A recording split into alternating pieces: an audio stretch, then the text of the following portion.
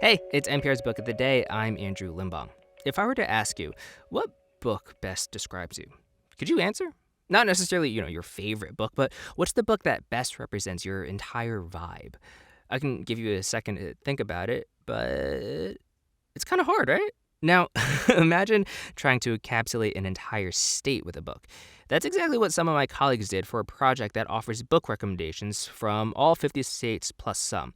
So, a little something different today. One of the editors on that project, Maureen Powell, spoke with NPR's Elsa Chang about the process and offers book recommendations for wherever you are or might want to go to.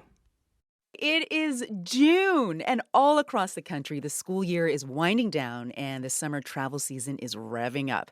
And if you are planning a trip and want to learn more about your destination, we have got a great resource for you. My colleagues at the Culture Desk have put together a list of more than 100 book recommendations that cover all 50 states, plus Washington, D.C., and Puerto Rico. Here to tell us more about this project is Maureen Powell, an editor who helped put the list all together. Hey, Maureen. Hey, Elsa. So tell us more about how you guys came up with this huge list. Yeah, it was a massive undertaking. We asked poet laureates, librarians, and booksellers for their recommendations for the books that best illustrate their state or territory. Work that tells us something essential about where they live. Was there anything that you're going to definitely be adding to your personal reading list? Yes.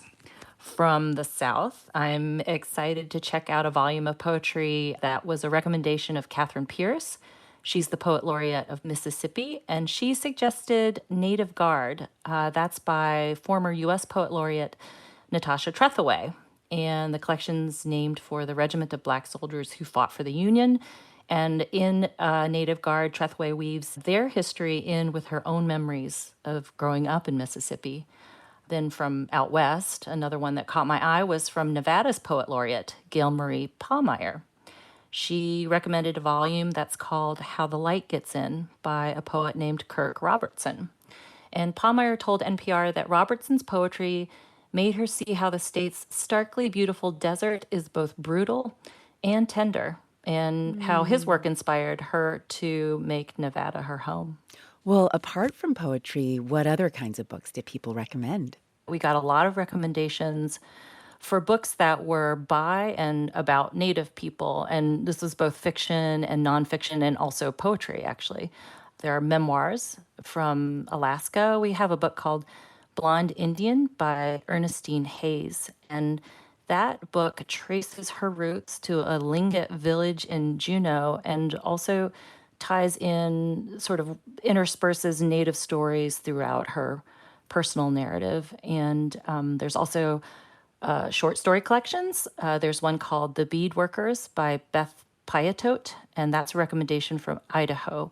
Those stories capture how the Nez Perce people have held on to their culture and their bonds with family and nature. There are also books by and about Native people in Colorado, Hawaii, Maine, Montana, New Mexico, North Dakota, Wisconsin, and really like from all corners of the country. I So love there's that. just a lot to discover. I mean, this is an enormous list of books, and I'm sure there are a lot of people out there who will take a look at this and think, hey, they should have included this other book from my state instead.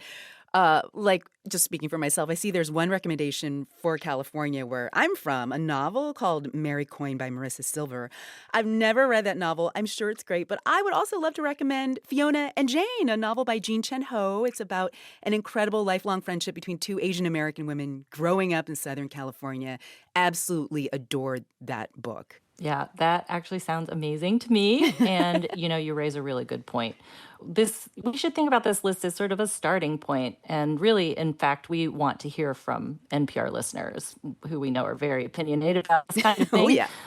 So you can do just that at our website. You can submit your picks, and you can also check out all 100 plus book recommendations for all the 50 states and beyond. That is all at our website, npr.org/50 states. That is NPR's Maureen Powell. Thank you so much, Maureen. Thank you, Elsa. It's my pleasure.